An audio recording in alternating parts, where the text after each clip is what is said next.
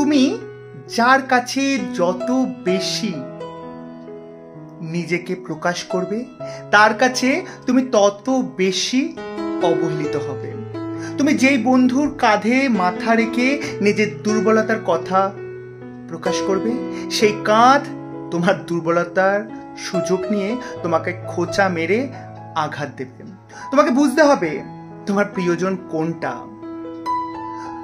তাদের প্রয়োজনে তোমাকে যখন ব্যবহার করবে তখন তোমাকে অনেক প্রশংসা দেবে, কিন্তু তাদের প্রয়োজন যখন ফুরিয়ে যাবে তখন তোমার নামে তারা বদনাম ছড়াবে। তারা কি বন্ধু বন্ধু হতে পারে?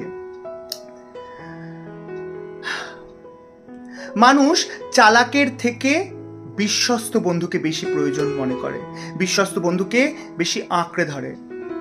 ওই জন্য মানুষ চালাকের মতন শিয়ালকে নয়, বিশ্বস্ত মতন কুকুরকে বন্ধু বানায়।